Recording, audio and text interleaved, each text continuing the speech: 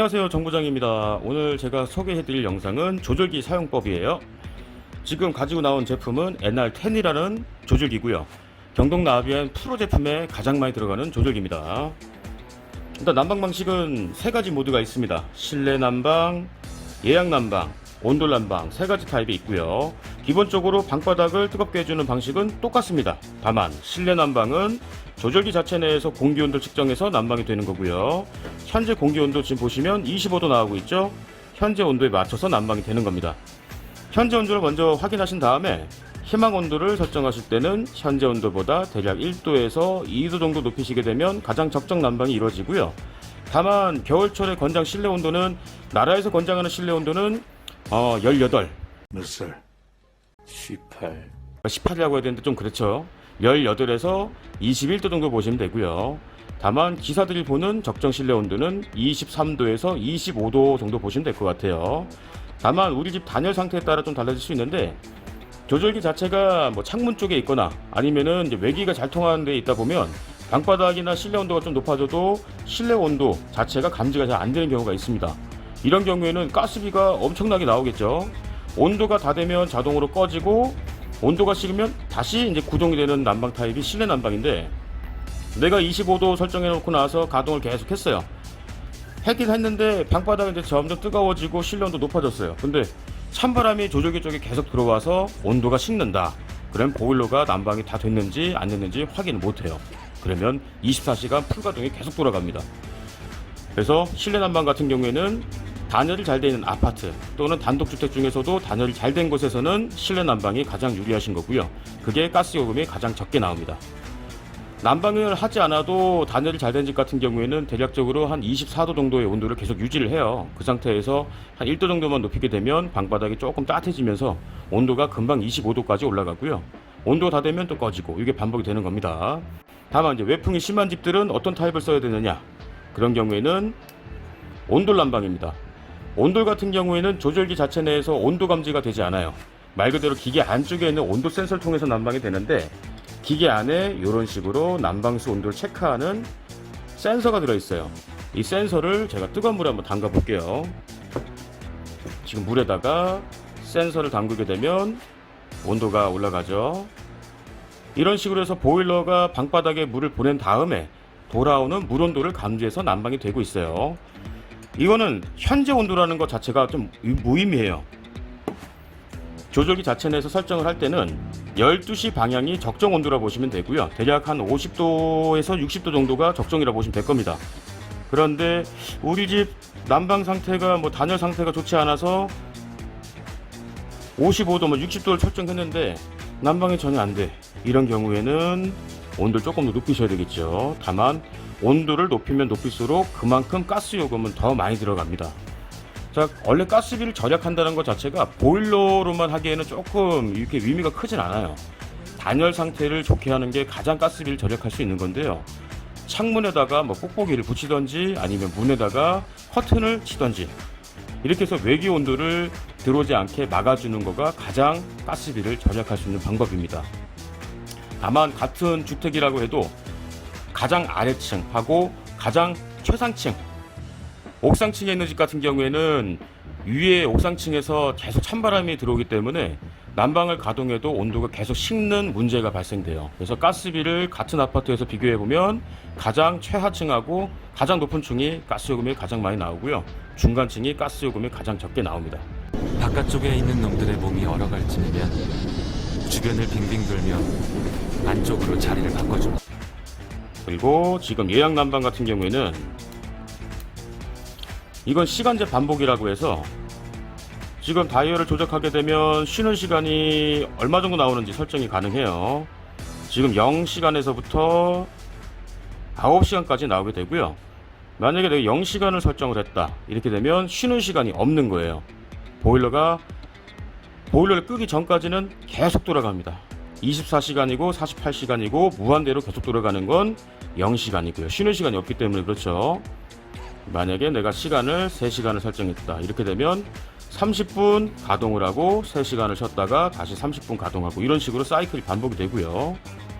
9시간을 하게 되면 30분 가동, 9시간 휴식, 다시 30분 가동, 이렇게 반복이 됩니다. 근데 요거를 이용을 잘할 수가 있는 거가, 만약에 내가 출근을 하고 나서 퇴근 시간대가 한 8시간 정도 뒤에 들어온다, 이렇게 되면 한 7시간 이렇게 맞춰 놓으시는 거예요. 그러면 출근할 때 7시간을 맞춰 놓게 되면 최초 30분 돌겠죠.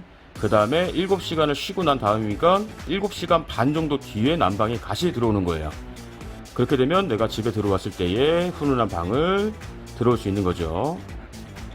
근데 난방을 끈다는 것 자체는 간단합니다. 그냥 외출만 두시면 되는데, 이거는 이제 바깥쪽 기온 자체가 영하 한 5도 정도까지 내려간다, 아니면 7도까지 내려간다 했을 때는 외출로 두고 나가셔도 무방합니다. 그런데 바깥쪽 실내 온도가, 바깥쪽 온도가 영하 한 10도다, 15도 이렇게 떨어졌을 때는 보일러가 잘못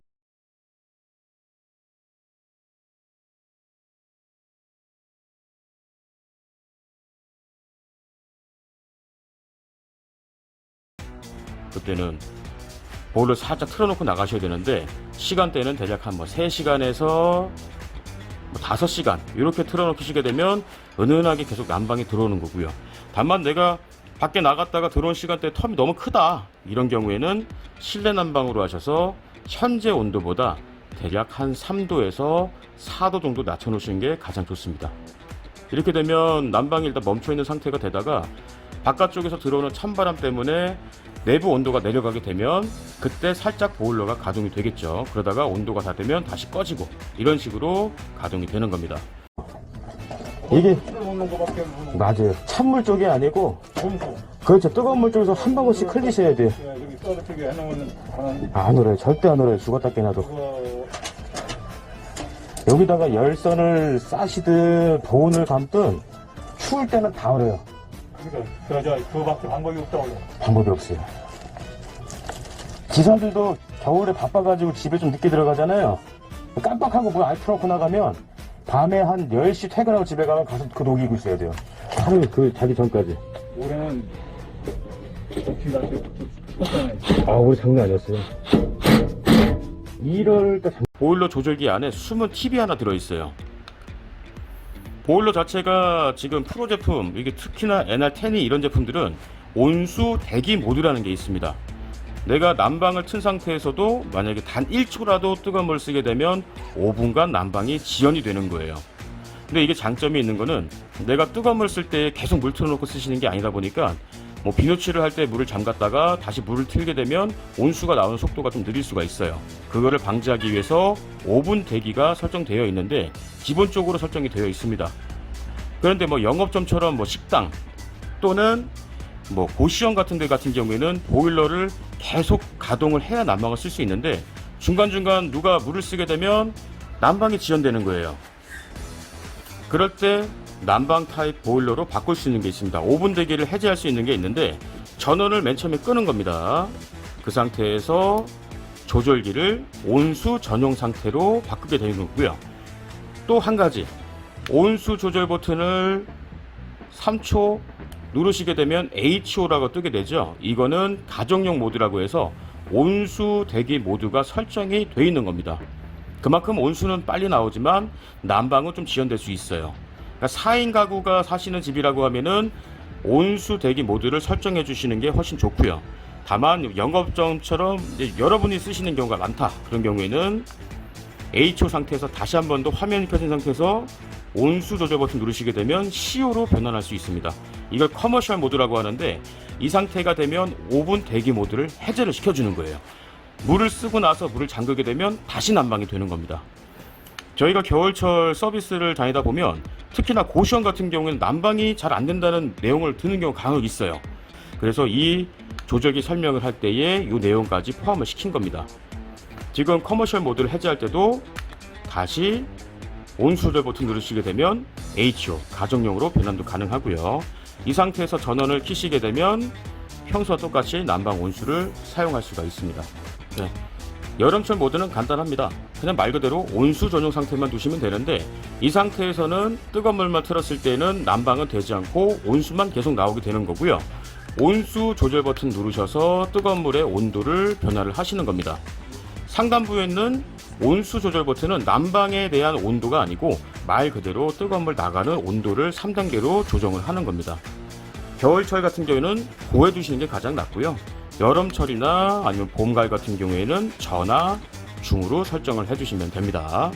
요약을 해드리면 말 그대로 가스비를 절약하는 모드는 예약 모드로 해서 한 3시간 내지나 4시간 정도 설정하시는 게 가스비가 가장 많이 절약이 되고요. 그냥 은은하게 계속 난방을 진행을 시켜주는 거고요.